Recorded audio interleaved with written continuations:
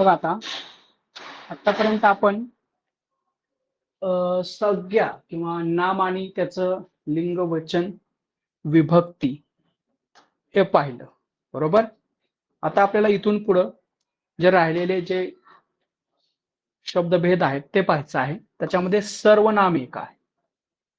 तर जसं मराठीमध्ये आहे त्याच पद्धतीने आपल्याला ह्याचाही अभ्यास आहे. फक्त काही जे बदल आहेत, जे फरक आहेत ते फक्त आपल्याला लक्षात ठेवायचे. तर सर्वनाम का अर्थ एवं परिभाषा देखिए. सर्वनाम से दो शब्द सर्वनाम से मिलकर बना है. सर्व का अर्थ है सब और नाम का अर्थ है संज्ञा या नाम. अर्थात सब नामों या सब संज्ञाओं के बदलों में जो शब्द आते हैं उन्हें सर्वनाम कहते हैं. बघा, जिस शब्द का प्रयोग संज्ञा, सगळ्यात महत्वाचं, जिस शब्द का प्रयोग संज्ञा के बदले होता है, संज्ञा के बदले होता है उसे सर्वनाम कहते हैं. उदाहरण देखिए, श्वेता ने कहा कि मैं मिठाई लूंगी. आता या श्वेता या संज्ञाबद्दल काय आलेलं आहे, मैं आलेला आहे. मैं मिठाई लूंगी. वंदना ने संध्या से कहा कि क्या वह नहीं पड़ेगी. वह म्हणजे संध्या. मैं और वह सर्वनाम है. पुढं सर्वनाम के भेद. एक पुरुषवाचक, निजवाचक, निश्चयवाचक, अनिश्चयवाचक, संबंधवाचक, प्रश्नवाचक. मराठी सारखंच आहे. बघा आता पुरुषवाचक वे सर्वनाम जो पुरुषों, स्त्री या पुरुष के नाम के बदले आते हैं पुरुषवाचक सर्वनाम कहलाते हैं. जैसे मैं, तुम, वह. पुरुष तीन प्रकार के होते हैं. उत्तम पुरुष, एकल पुरुष, मध्यम पुरुष, अन्य पुरुष. एकल पुरुष मैं म्हणजे एकवचनी. उत्तम पुरुष बात करने, कहने वाले, बात के कहने वाले को उत्तम पुरुष कहते हैं. म्हणजे जो विचार व्यक्त करतो तो स्वतः काय असतो किंवा जी गोष्ट सांगतो तो कोण असतो, स्वतः. उत्तम पुरुष म्हणजे एकल पुरुष कहते हैं. जैसे लेखक या वक्ता, मैं, हम और मैं. मध्यम जिससे बात कही जाए म्हणजे आपण ज्याला बोलतो वह मध्यम पुरुष है. जैसे पाठक म्हणजे ऐकणारा किंवा श्रोता, तू, तुम आदि. जिसके संबंध में बात कही गई हो म्हणजे ज्याच्याविषयी आपण बोललेलो आहे वह अन्य पुरुष है, परंतु जो स्वतः तिथं उपस्थित नाही, जसं मराठीमध्ये आहे तेच. और श्रोता को छोड़कर अन्य लोग होते हैं वह, वे आदि. बहुवचन बनाने के लिए हम, आप, वे के साथ लोग शब्द लगा दिया जाता है. जैसे हम लोग, वे लोग, तुम लोग, आप लोग इत्यादि.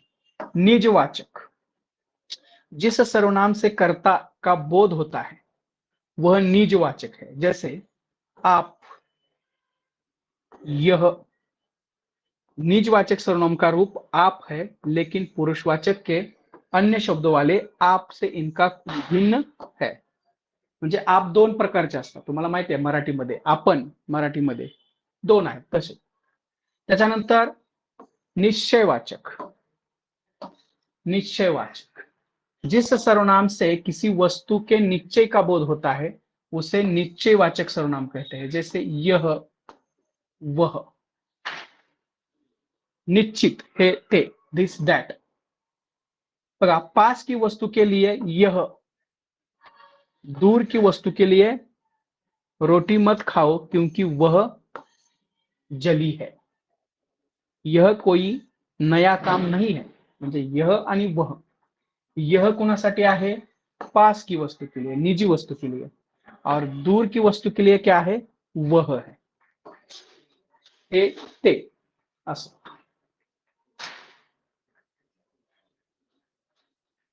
त्याच्यानंतर चौथा आहे अनिश्चय. अनिश्चयवाचक जिस सर्वनाम से किसी वस्तु या निश्चित बोध नहीं होता. कोई, हमें मालूम है क्या कोई, इसके बारे में हम बोल रहे हैं कोई, ऐसा हम बोलते हैं तो कुछ, ऐसा न हो कि कोई आ जाए, उसने कुछ नहीं खाया. कुछ हे आपल्याला माहित आहे का काय आहे ते? नाही. म्हणजे काय आहे ते? अनिश्चय वाचक आहे. संबंधवाचक सो, जो. जिस सर्वनाम से वाक्य में दो वस्तुओं अथवा व्यक्तियों का संबंध स्थापित हो उसे संबंधवाचक सर्वनाम कहते हैं. जैसे जो, सो. वह लड़का, कौन सा लड़का? जो कल आया था, पढ़ने में तेज है. वह जो न करे सो थोड़ा है. प्रश्नवाचक माहितीच आहे आपणास. जिस सर्वनाम से किसी वाक्य में प्रश्न का बोध होता है उसे प्रश्नवाचक सर्वनाम कहते हैं. जैसे कौन, क्या, वह क्या चाहता है, यह कौन है जो मुझे नहीं जानता. ठीक है. सर्वनाम के रूपांतर, एक लिंग. सर्वनाम चाहे किसी भी लिंग के लिए प्रयुक्त हो, उसका रूप हमेशा एक ही होता है. इसमें लिंग भेद का कारण रूपांतर नहीं होता है. वह खाता है, वह खाती है. म्हणजे लिंगामध्ये कुठलाही बदल, रूपांतर नहीं होता. लिंग वह, वह. ठीक है. तुम खाते हो, तुम खाती हो. वचन, जैसे एक वचन मैं, बहुवचन हम. वह, वे, तू, तुम, यह, ए.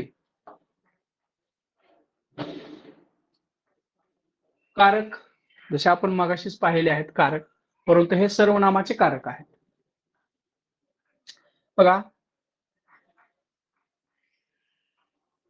सर्वनाम कर्ता, कर्म, करण, संप्रदान, अपादान, संबंध, अधिकार आणि शेवटी आहे त्याचं वचन. फक्त हम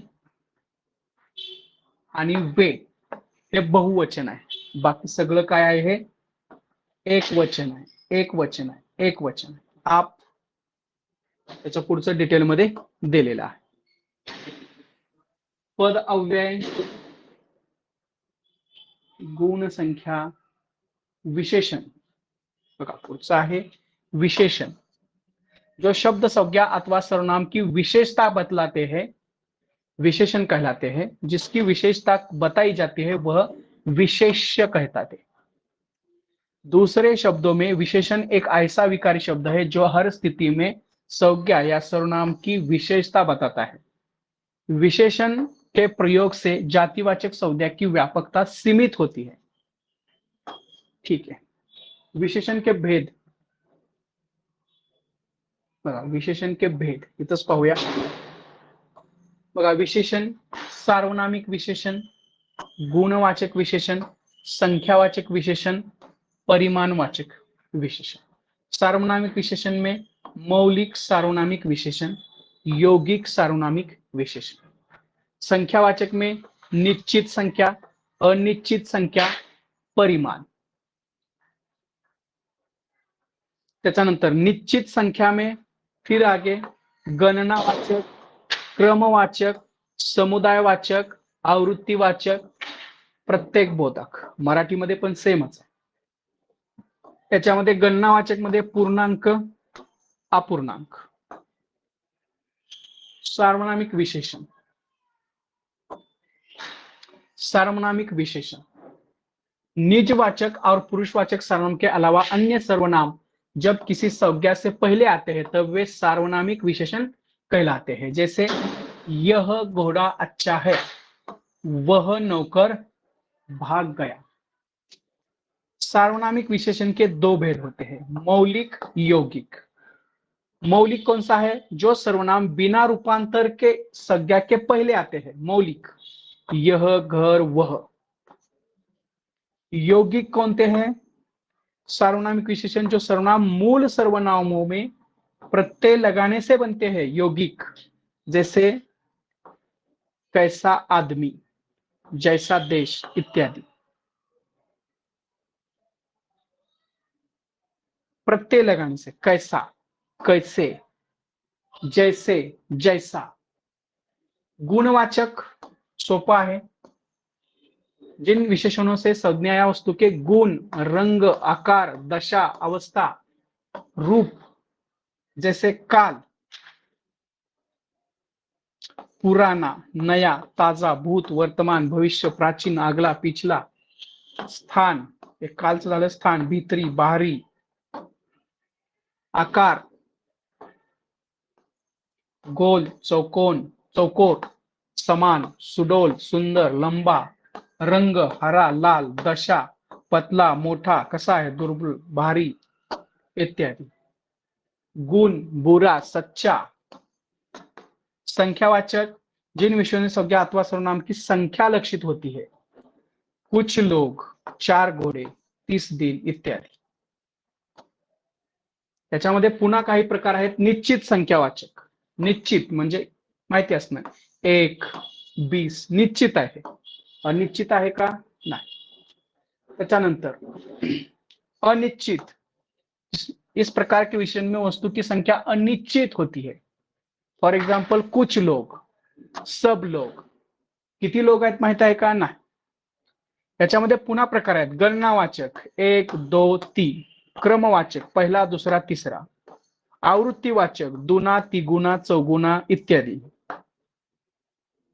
समुदायवाचक, समुदायवाचक तीनों, दोनों, चारों। प्रत्येक बोधक, प्रत्येक बोधक, प्रत्येक, हर एक, दो दो, सवा सवा। गणना बोधक संख्या विशेषण के भी 2 भेद होते हैं, एक पूर्णांक जैसे 1, 2, अपूर्णांक आधा, पाव, पौन, सवा। परिमाणवाचक जैसे परिमाणवाचक, निश्चित परिणाम, अचित, अनिश्चित परिमाण। जैसे निश्चित परिमाण में क्या है, सेर, 1 सेर घी, 10 हाथ जगह, 4 गज मलमल। और अनिश्चित में क्या है, बहुत दूध, बहुत है क्या है, अनिश्चित है, पूरा, सब, इत्यादी। प्रविशेषण माहिती आपल्याला, याच्यातच आहे सगळं। हिंदी में कुछ विशेषण के भी विशेषण होते हैं, उन्हें प्रविशेषण कहते हैं। जैसे कश्मीरी सेब सिंदूरी लाल होता है, प्रविशेषण। उपरोक्त उदाहरण में सिंदूरी अत्यंत बड़े, बहुत, प्रविशेषण आहे। प्रविशेषण म्हणजे नाउनच्या अगोदर आलेले। आवाज येत आहे सगळ्यांना, दिसत आहे? हॅलो, हो सर। हा ठीक आहे, ठीक आहे। सुंदरच्या अगोदर आलेलं म्हणून याला काय म्हटलेलं आहे, प्रविशेषण। सोपच आहे, फार काय अवघड नाहीये। त्याच्यानंतर विशेष्य और विशेषण, हे पण महत्वाचं आहे, याच्यावर पण जिस संज्ञा या सर्वनाम का विशेषता बताई जाती है वह विशेष्य है, कहलाते हैं। काला घोड़ा दौड़ता है, इस वाक्य में काला विशेषण है और घोड़ा विशेष्य है। घोड़ा क्या है, विशेष्य, क्योंकि काला विशेषण घोड़ा विशेष्य की विशेषता बदलता है, म्हणजे त्याची विशेष सांगतोय, तो घोड़ा कसा आहे ते सांगतोय। विशेष्य के साथ विशेषण का प्रयोग 2 प्रकार से होता है, कभी विशेषण विशेष्य के पहले आते हैं और कभी विशेषण के बाद आते हैं।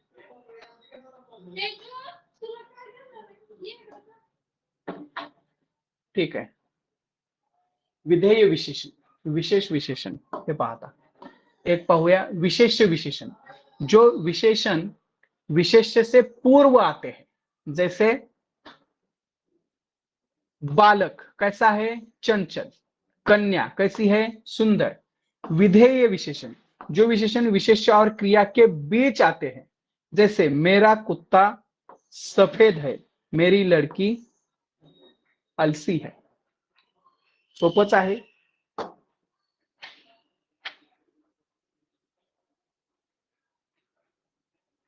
बघा आता, फॉर एग्जाम्पल कुछ विशेषण संज्ञाओं में प्रत्यय लगाने से बनते हैं। जैसे इक प्रत्यय है, धर्म विशेषण क्या बनेगा, धार्मिक, ईय जाति, जातीय। ठीक आहे. त्याच्यानंतर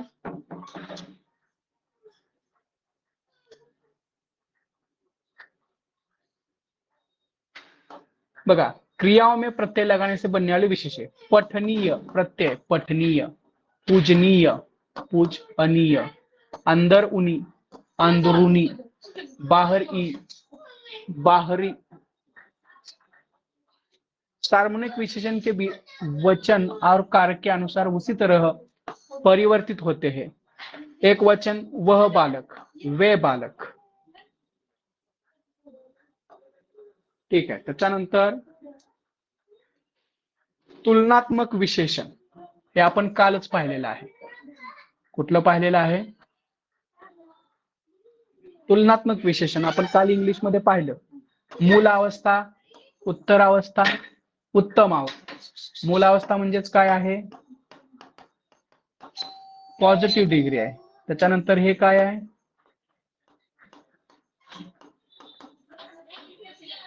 कंपॅरेटिव्ह डिग्री आहे. आणि हे काय आहे? सुपरलेटिव्ह आहे. ठीक आहे. तसं आता उच्च आहे म्हणजे हाय, इकडे काय होणार? हायर. आणि इकडे काय येणार? हायेस्ट. तसं आहे. निम्न, निम्नतर, निम्नतम. तर आणि तम भाव, तर आणि तम भाव एवढंच लक्षात ठेवायचं. हे बाकी सगळं येईल तुम्हाला. प्रिय तर आणि इकडं प्रियतम असं. तर आणि तम लक्षात ठेवा, तर आणि तम लक्षात ठेवा. कंपॅरेटिव्ह आणि सुपरलेटिव्ह डिग्री. विशेषण का पद परिचय. ठीक आहे, ते काय महत्वाचं नाही आपल्याला.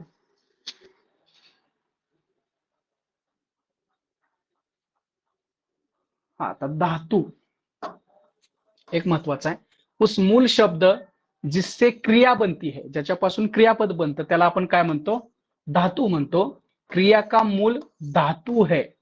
इसका तात्पर्य यह है कि जिन मूल अक्षरों से क्रिया बनती है उसे धातु कहते हैं.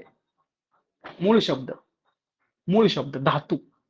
उदाहरण, लिखना क्रिया में ना प्रत्यय है जो मूल धातु लिख है. म्हणजे मूळ शब्द कोणता आहे? लिख आहे.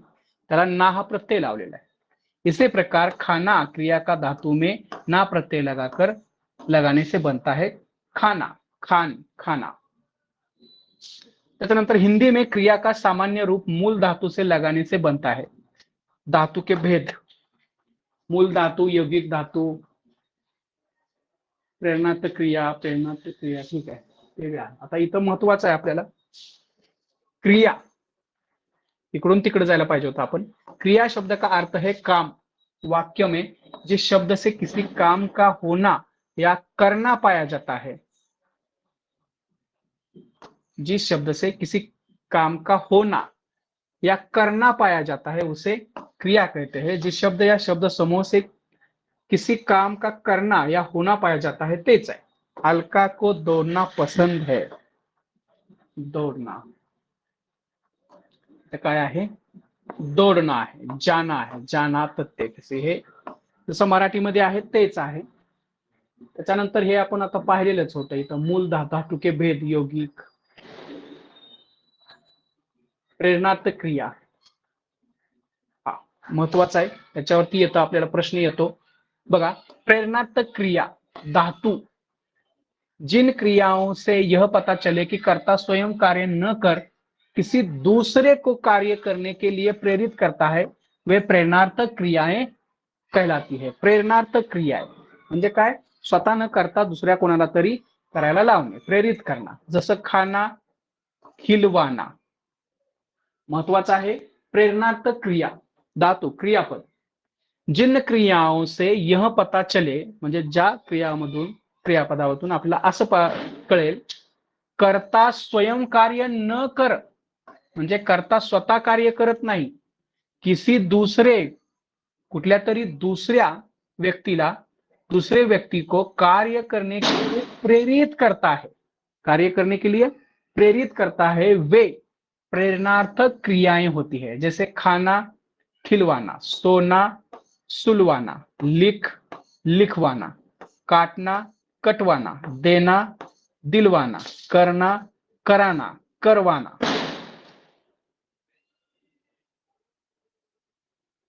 प्रेरणार्थक क्रिया के रूप दो होते हैं, अकर्मक, सकर्मक। दौड़ना, दौड़ाना, दौड़वाना, रोना, रुलाना, रुलवाना, हॅसना, हॅसाना, हॅसवाना। याच्यावरती प्रश्न असतो। प्रेरणार्थ क्रिया सकर्मक और अकर्मक।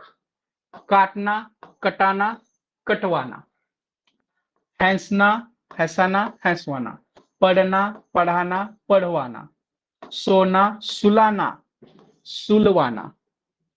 दिसत आहे का इकडची स्क्रीन? हा। यौगिक क्रिया चलना, चलना, जैसे हंसना, हंसाना, उठना, बैठना, चल देना। नाम धातु हाथ, हाती आना, गरम गरमाना। क्रिया के भेद सकर्मक क्रिया माहिती आपल्याला, सकर्मक क्रिया माहिती आहे, कर्मासोबत वाक्य असेल, राम आम खाता आहे, दिलेलंच आहे। आम हे काय आहे? इथलं कर्म आहे। ठीक आहे, सोपा आहे। त्याच्यानंतर अकर्मक, जे कर्म नसलेलं, अकर्मक क्रियाओं में कर्म नहीं होता है। अनिता गई, इसमें कर्म नहीं है। त्याच्यानंतर द्विकर्मक भी होता है, उदाहरण पाहू।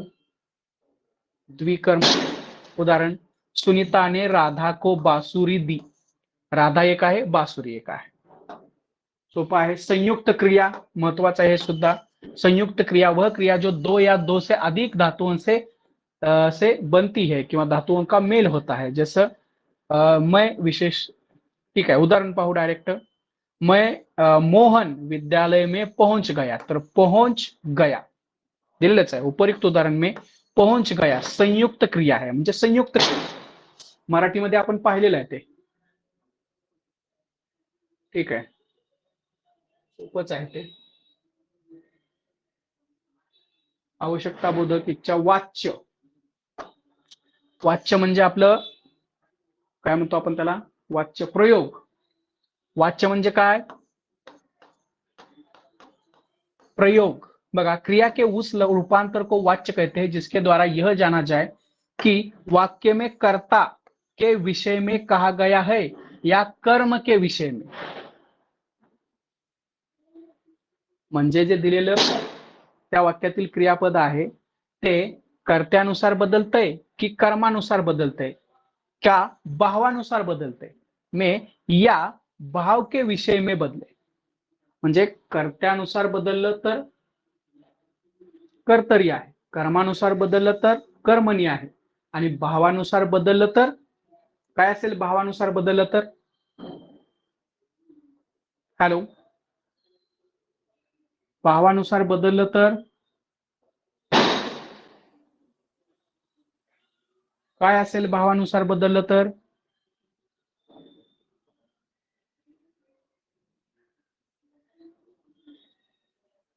हॅलो, सांगा, बोला। भावानुसार बदललं तर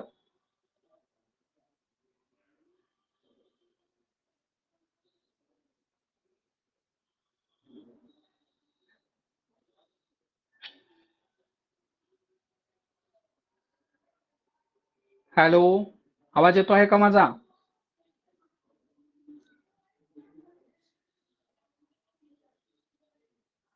हॅलो,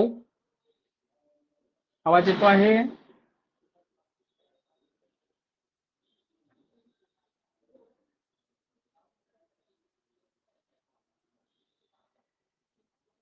हॅलो, हा, ठीक आहे।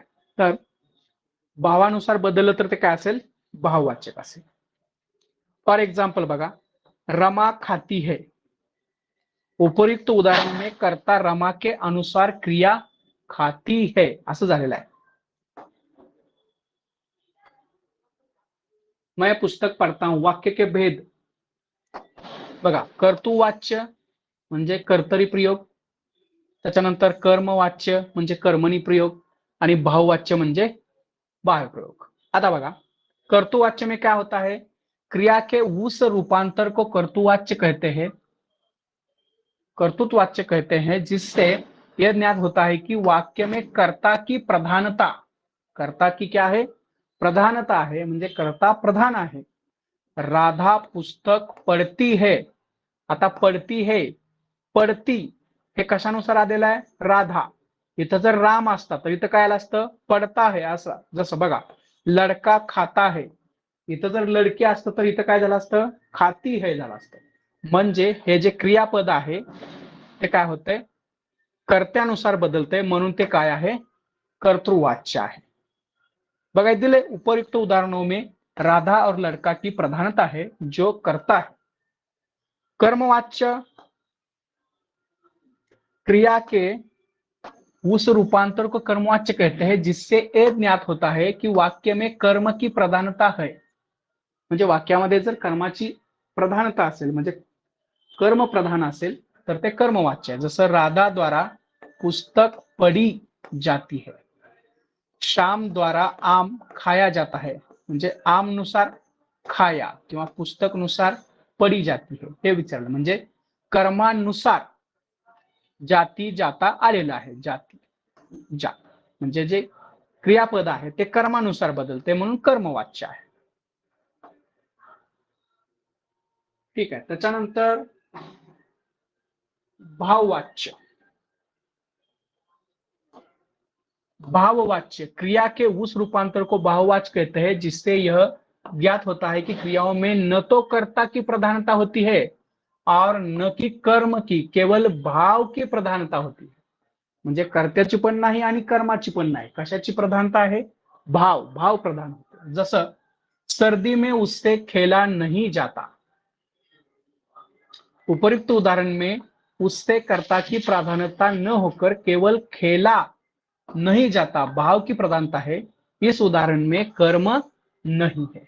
मुझसे बैठा नहीं जाता, शाम से टहला नहीं जाता, इस प्रकार के वाक्यों में कर्ता और कर्म के स्थान पर भाव अधिक प्रधान होता है। बघा, कर्तरी प्रयोग तेज दिलेला आहे, जब किसी वाक्य में क्रिया के लिंग वचन और पुरुष कर्ता के लिंग और पुरुष के अनुसार प्रयुक्त होते, कर्तरी प्रयोग होता है। रामू पडथा, तर इथं सीता असतं तर पडथी आला असतं। कर्मणी प्रयोग, जब किसी वाक्य में क्रिया के लिंग और वचन पुरुष कर्म के लिंग वचन पुरुष के अनुसार प्रयुक्त होते हैं, तब कर्मणी होते हैं। जैसे गौरी ने पत्र लिखा, कर्म काय याच्यामध्ये, पत्र लिखा, पत्रानुसार लिखा आलेला। बाह्य प्रयोग, जब किसी वाक्य में क्रियाओं के लिंग वचन एवं पुरुष कर्ता अथवा कर्म के लिंग वचन और पुरुष के अनुसार न प्रयुक्त होकर, म्हणजे बदलत नाही कर्ता आणि कर्मानुसार, एक वचनी पुल्लिंगी तथा अन्य पुरुष हो, तब बाह्य प्रयोग कहते हैं। जैसे मुझसे चला नहीं जाता, मुझसे चला नहीं जाता। त्याच्यानंतर काल, बघा आता काल म्हणजे काळ, क्रिया के उस रूप को काल कहते हैं जिससे उसकी कार्य व्यापार के समय और उसकी पूर्ण या अपूर्ण अवस्था का बोध होता है। सोपच आहे बघा, फॉर एग्जाम्पल राधा पढ़ती है, राकेश रो रहा है, बच्चे खेल चुके थे, हे वाक्य आहे।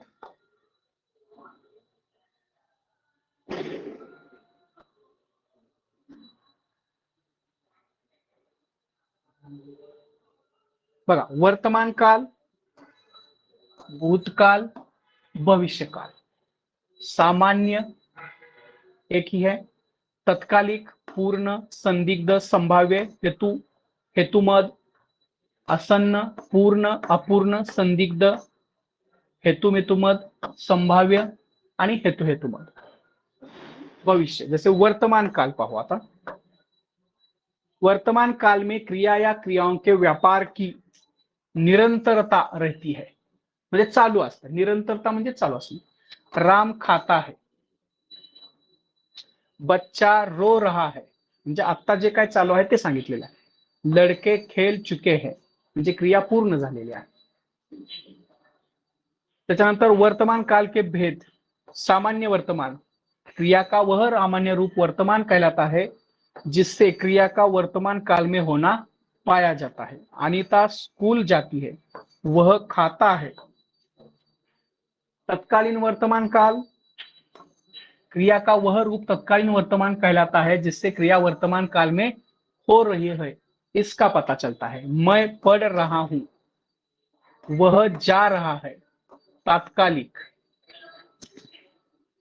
तात्कालिक म्हणजेच काय? कंटिन्यूअस, तात्कालिक कंटिन्यूअस। पूर्ण माहितीचा आपला पूर्ण, रमेश ने पुस्तक पढ़ी है।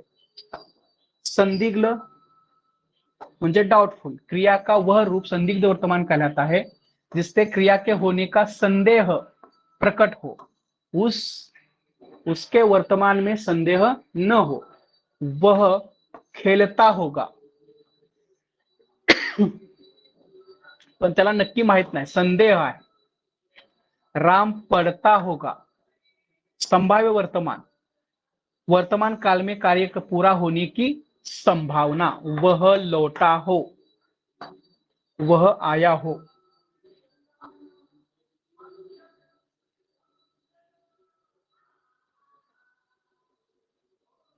पुढं हेतू हेत पद वर्तमान, हेतु हेत मद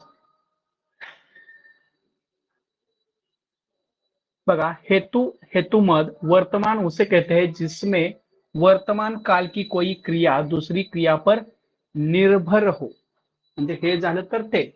यदि वह चली गई हो तो फाटक बंद कर दो। भूतकाल, जिस काल से क्रिया के कार्य की समाप्ति का बोध होता है। भूतकाल कहे, वह आया था, तुमने खाना खाया था। सामान्य भूत, सामान्य भूत बघा, जिससे भूतकाल की क्रिया में विशेष समय का बोध होना हो उसे सामान्य भूत कहते हैं। जैसे मोहन आया, सीता गई, तुम आया। आसन्न भूत, आसन्न भूत उसे कहते हैं जिससे क्रिया की समाप्ति निकट भूत में म्हणजे आत्ताच झालेली हो, तत्काल ही सूचित होती है। जैसे मैंने पूजा की है, उसने आम खाया है, मैंने खाना खाया है। पूर्ण भूतकाल वह रूप है भूतकाल कहता है जिससे क्रिया की समाप्ति हो, समय का स्पष्ट ज्ञान होता है कि क्रिया को समाप्त हुए काफी समय हो गया है। जैसे राम ने कलम खरीदी थी, तुमने मुरारी को मारा था।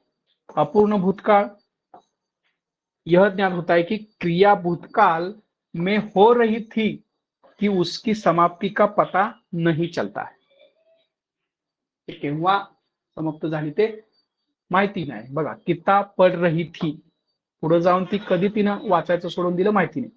वंदना नाच रही थी, मुकेश गीत गा रहा था।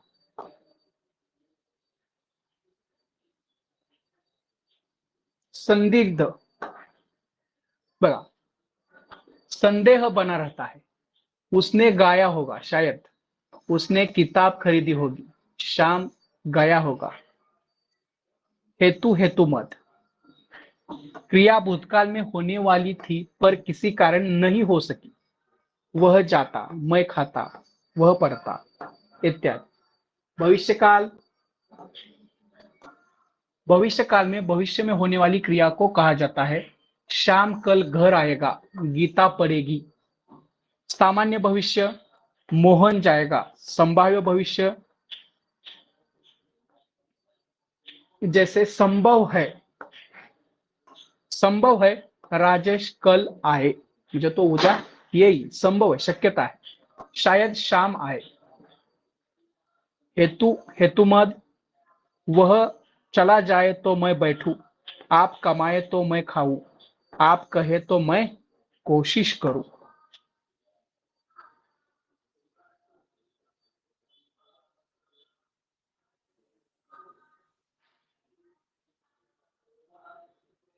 ठीक आहे, हा चार्ट करा, जास्त काय याच्यातून आता येणार नाही असं।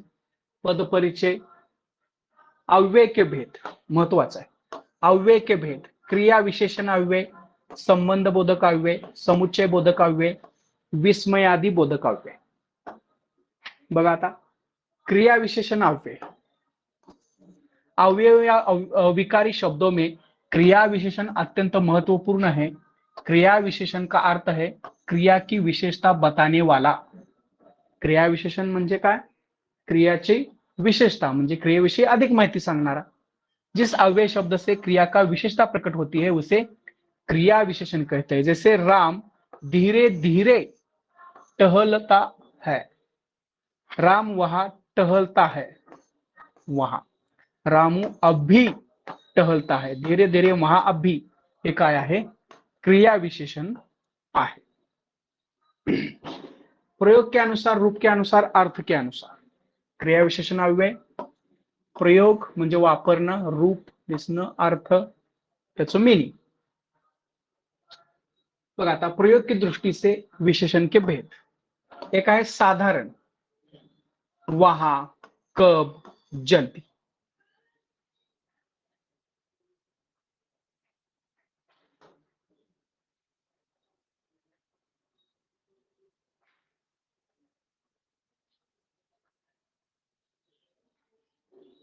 ठीक आहे. क्रिया विशेषण तर तीन पद्धतीने त्याचे भेद आहेत. एक आहे प्रयोग, दुसरा आहे रूप, तिसरा आहे अर्थ.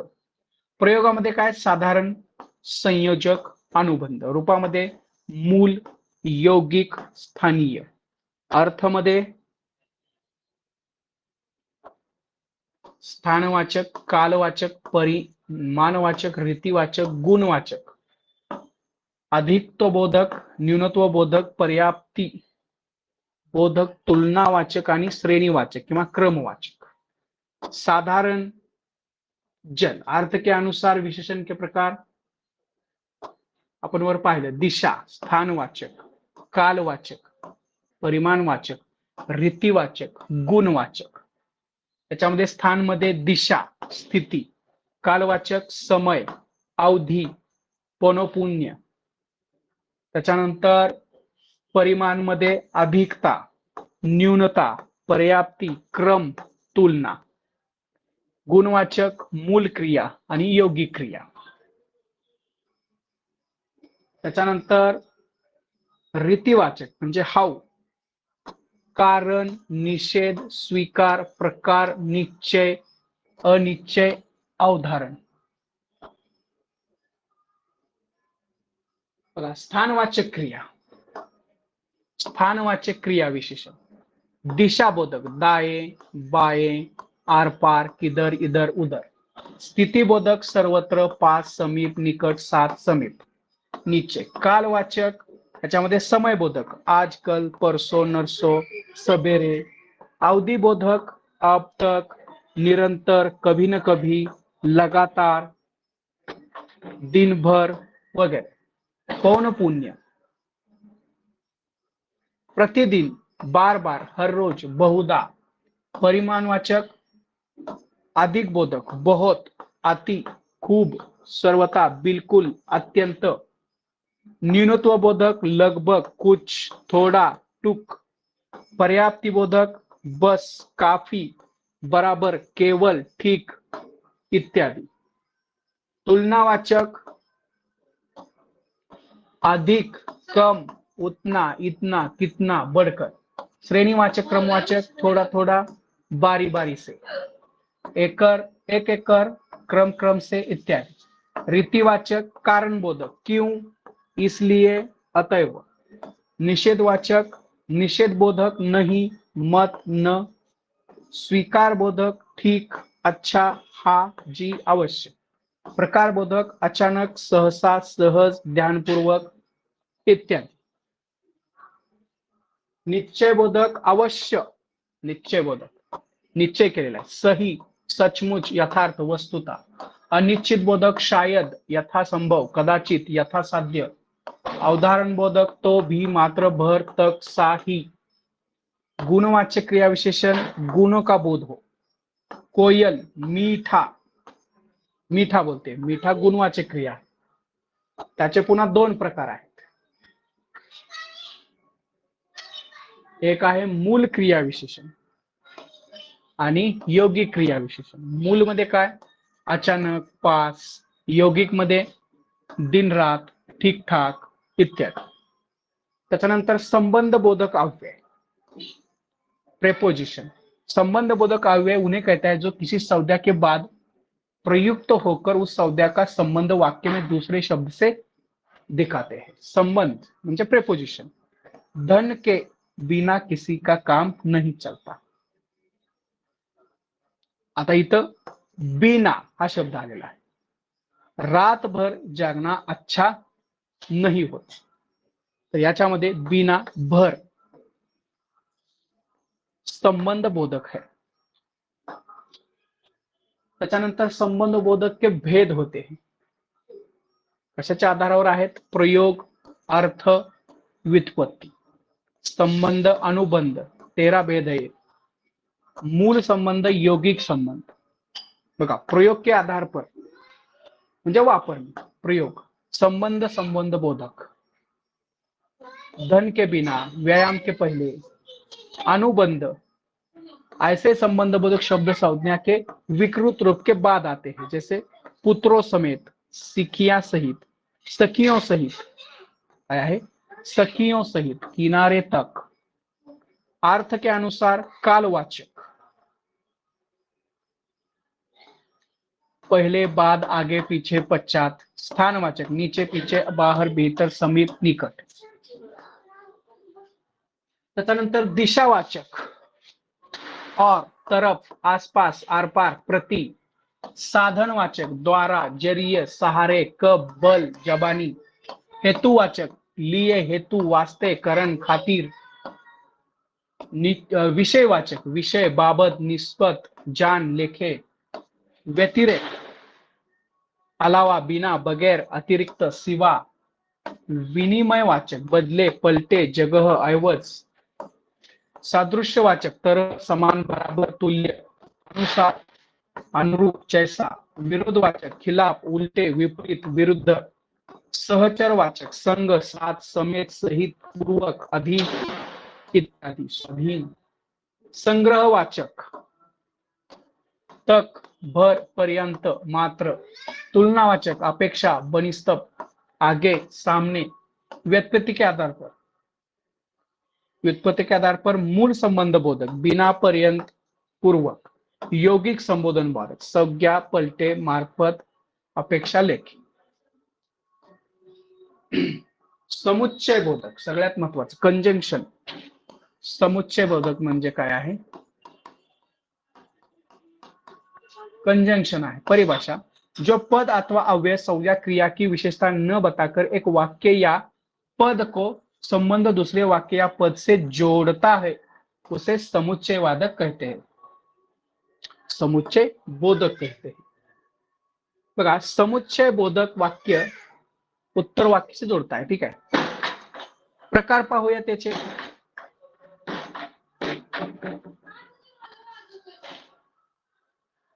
समुच्चय बोधक, एक आहे समानिधीकरण आणि दुसरा आहे व्याधिकरण. संयोजक समाधिकरण मध्ये समानिधीकरण, विभाजक, विरोधदर्शक, परिणामदर्शक.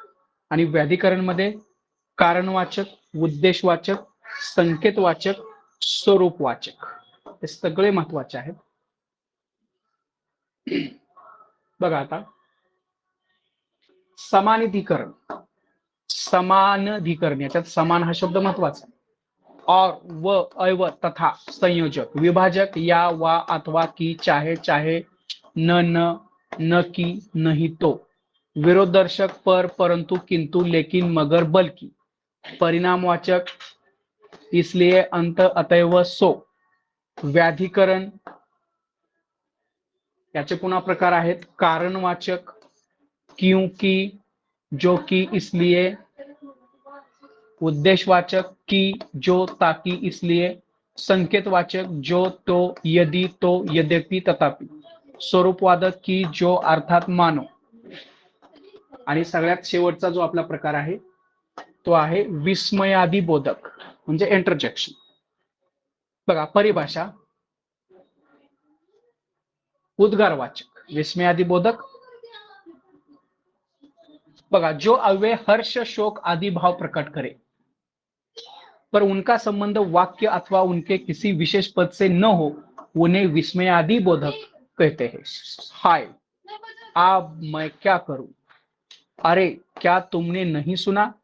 यहाँ हाय और अरे विस्मयादि बोधक अव्यय है जिनका अपने वाक्य की किसी पद से कोई संबंध नहीं है। विस्मयादि बोधक अव्यय के भेद म्हणजे प्रकार: हर्ष बोधक, आहा, वाह वाह, धन्य धन्य, जय, शाबाश, बहुत खूप, शोकता बोधक किंवा शोक बोधक, आह, ऊह, हा हा, हाय, त्राही त्राही. आश्चर्य बोधक, वाह, है, ए, ओहो, क्या. अनुमोदन बोधक, ठीक, वाह, शाबाश, हा हा, अच्छा इत्यादि. तिरस्कार बोधक, छी, हट, अरे, दुर, ठीक, चुप इत्यादि. स्वीकार बोधक, हाँ, जी हाँ, अच्छा, जी, ठीक, बहुत अच्छा इत्यादी. त्याच्यानंतर संबंध बोधक, अरे, रे, अजी, लो, जी, हे, अहो इत्यादी. हे सगळे तुम्हाला माहित असावे, व्हरायटी खूप आहे. निपात,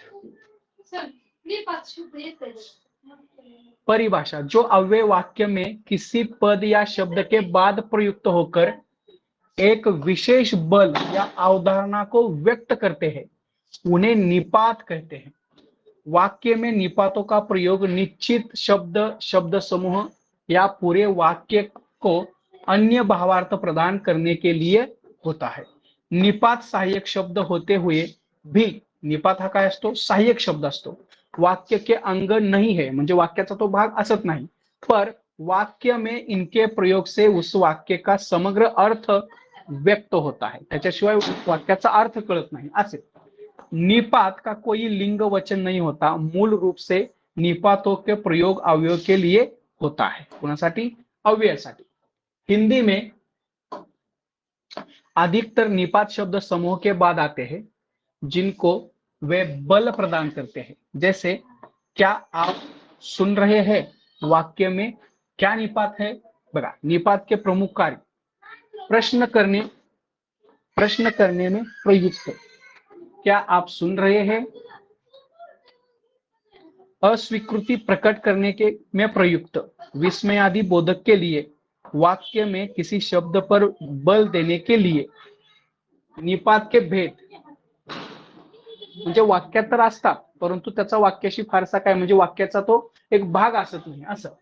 निपात के भेद बघा, नौ भेद है. स्वीकार्य निपात, हाँ, जी, जी हाँ.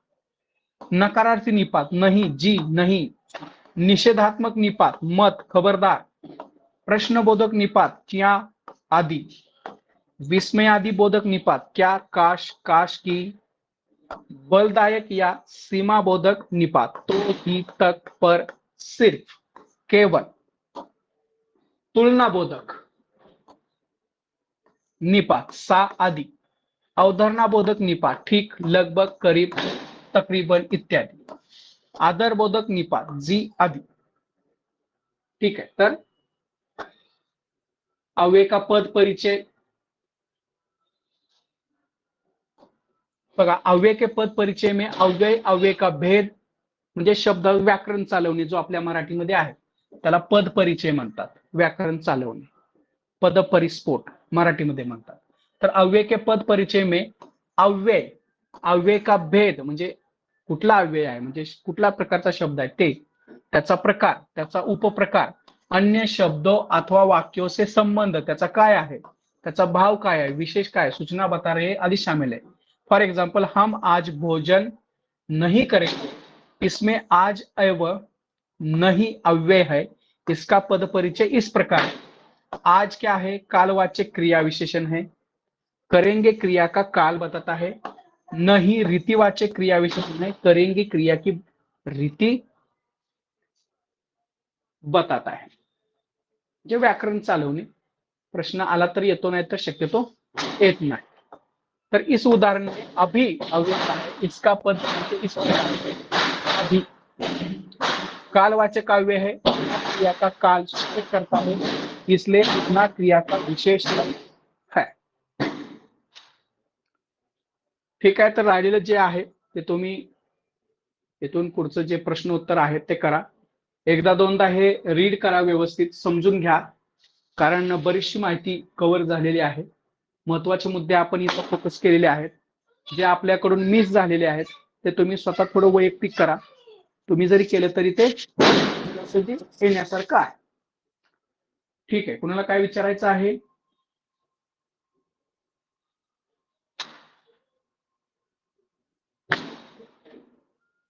ठीक आहे, लेक्चर एंड करू.